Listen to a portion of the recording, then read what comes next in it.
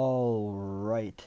Today is the 21st day of that was weird. Today's the 21st day of the 31-day individuation process for the month of October. That was very strange. Anyway, so proceeding forward, normally what I would do is stop recording and do this all over again, but because I'm comfortable with being uncomfortable in front of the camera, everything's fine. The question to ask the self today is very simple, and that is, what would safety mean for me if I were to tune my energy out of everyone, out and away from everyone, and back towards and into myself? Specifically looking at the body, right? There's something magical, something powerful that happens when if you're somebody who's very used to tuning your energy into everyone else in the environment to achieve a sense of safety, because that's oftentimes what happens when people grow up in environments of chaos. There's a lot of unpredictability, and they feel like, because they're in survival and everything, they need to make sure that everyone else is okay because they can't be okay unless everyone else is okay. And it's very superficial and halfway and just not even remotely close to being anything real. But anyway, so what's powerful here is this technique that you can do where you bring all of your energy back to your hands and your feet. It's really just a returning of your energy to its sacred space.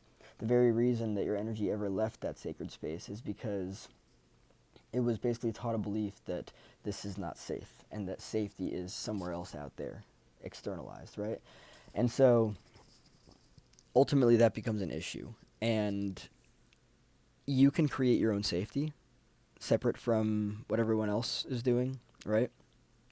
And I have receipts. I know what this is all about. So it's really more so just like recognizing that you don't have to tune in. You never had to tune into anyone to feel a sense of safety. The only reason that you did is because that's what we do growing up, right? We're looking up towards our gods for that sense of, when I say gods, I mean parents.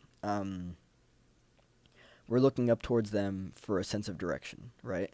And when there's chaos and unpredictability in the environment, we feel like we can't feel safe within ourselves, and they're not really giving us any sense of safety, but we externalize it anyway because we need that sense of guidance. Um, but when this is not challenged, right? When we basically over time learn to just continue doing that, we really struggle to bring our sense of awareness back to ourselves. The amount of people out there that are conditioned into this way of living where they just, you know, um, continue to externalize their sense of awareness, their sense of energy and everything, really more so to gain a sense of safety. But again, it's not real safety because it's not based on anything that's stable. Stability is what we're looking at here, right? Objects that are stable. In an environment of chaos, there are oftentimes no objects that are stable. And when I say objects that are stable, I'm referring to people. Because in environments of chaos, everything is chaotic and everything is unpredictable. So if it's all chaotic and unpredictable, there's no stability, right? So you can't even have a ground. You can't even have a foundation to create anything from. Um, and very oftentimes, because these kinds of systems are all about, like boundarylessness and enmeshment and stuff, oftentimes they're trying to pull you outside of yourself. So if you've ever found yourself trying to be like changed or controlled by somebody, this is a result of that. Um, Changed is one of the biggest things here. Um, and it's very interesting how this works as well because like it's crazy how often people are trying to change each other. And it's simply because they've learned this definition of people or the world, and it's a very specific way. And when somebody doesn't fit that definition, that frame of relativity, or like all that frame of idealization, I guess you could say, or yeah. When it doesn't fit that, there's this kind of like resistant energy of like something about you is not the way that it should be or that it needs to be. And I'm going to do what I need to do to change that. And it's interesting because like when you look at that energy, it's like that's gross. Get the fuck away from me. Um, but I've had experience with this. I have been the person who tries to change people, and that in and of itself is a trauma response. So what's interesting now about like what I'm doing is not only am I bringing all of my energy back to myself, but I'm literally just accepting people as they are, for who they are. It's not my place to change anybody, right? It's not. It's just a trauma response. So this is a matter of bringing your energy back to yourself, what that can do for you, and how it actually kind of like primarily it's for the self, but secondarily it's like when you actually take all of your energy back to yourself, people will notice. When people have been used to getting your energy for a long time in a very specific way, usually in unhealthy ways, right? In ways that is like, enmeshment and stuff, and codependency, people, all that stuff, right? When you take your energy back, right? When you tune your energy out, they're going to know. And I have experience, and they're going to be like, what the fuck? And then there's going to be a whole lot of pushback. They're going to be like, you were doing this, you gave me that, and now I don't have it. Never was the person's responsibility. They just took on a responsibility and never challenged it, never questioned it, never changed it, all that stuff. So this is really all a matter of just bringing the energy of the self back to the self instead of tuning it into everyone else, right? Okay, I'm going to tune my energy into you because I feel like I need to in order to in order to gain a sense of safety. I'm going to tune it into you. I'm going to tune it into you, right? Just like everyone else. So then you don't have any energy left for yourself to create, and that's a serious issue. You need energy to create, right? And here's the interesting thing too. Like I look back on my life and stuff, and I'm like, oh, okay, yeah, wow, that's exactly why that unfolded the way that it did. And it's very interesting to like see how that kind of like affects everything, because it's like, oh, okay, so the very reason why my life was the way that it was growing up was because I learned this belief that I had to tune my energy into everyone else in the environment to gain a sense of safety.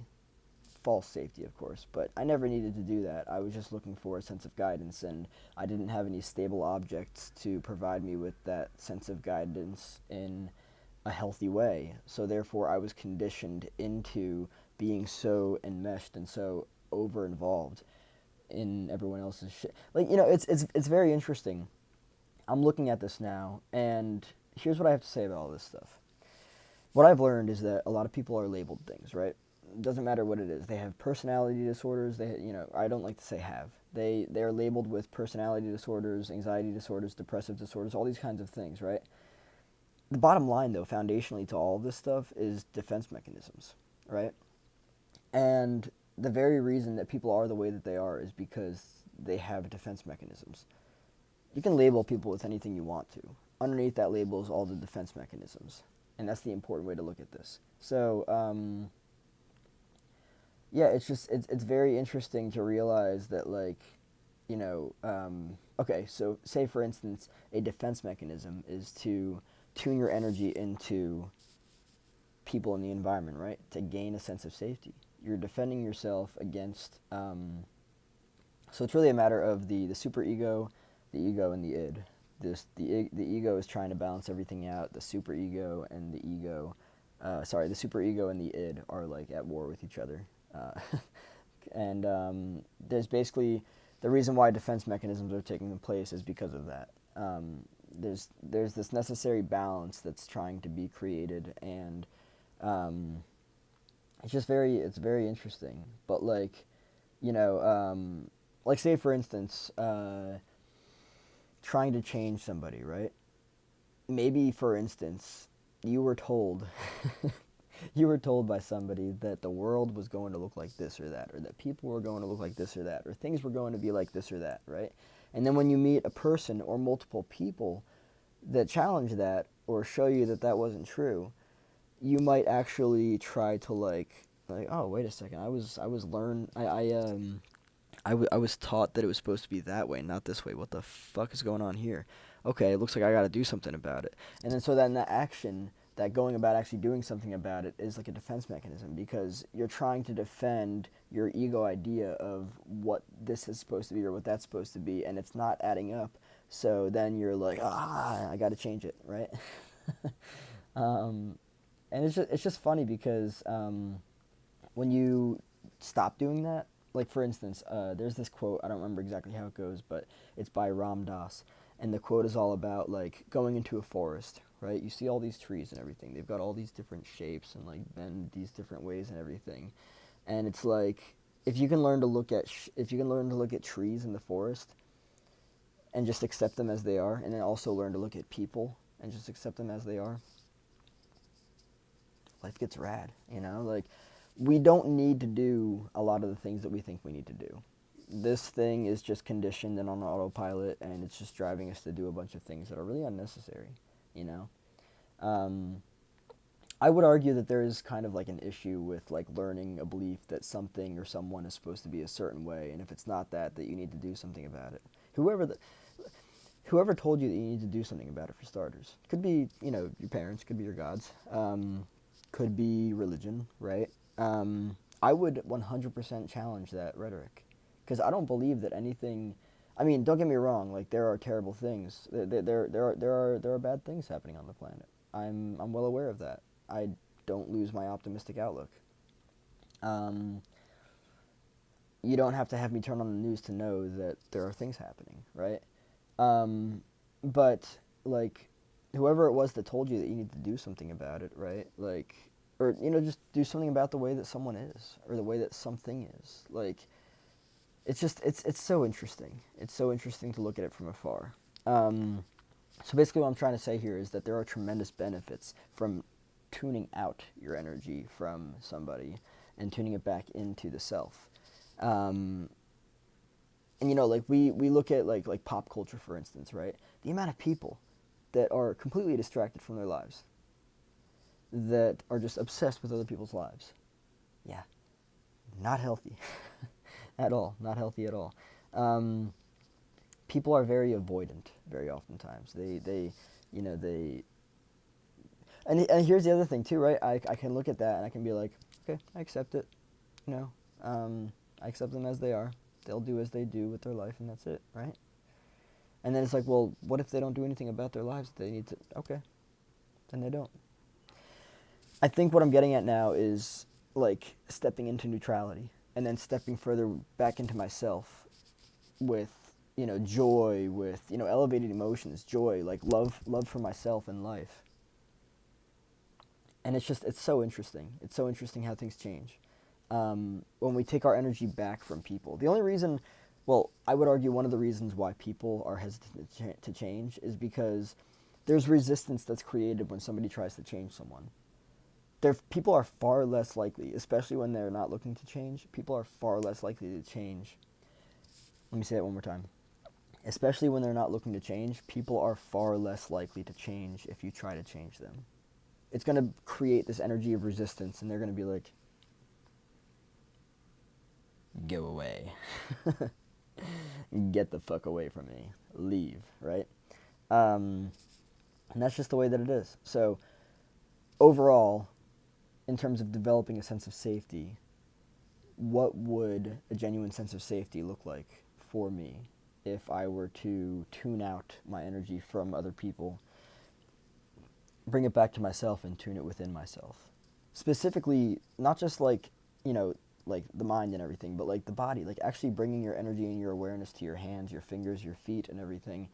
Like, all these different things, um, you know, like dissociation and everything. These things happen because we grew up in environments of chaos and everything. You know, like we learned to leave our bodies.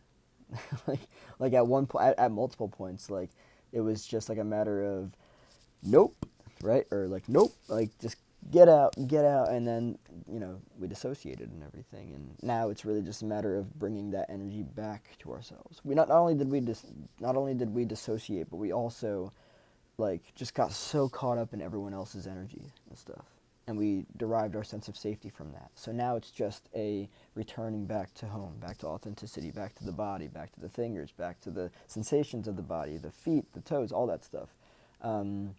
Really being present with your body. That's what it's about. So, yeah.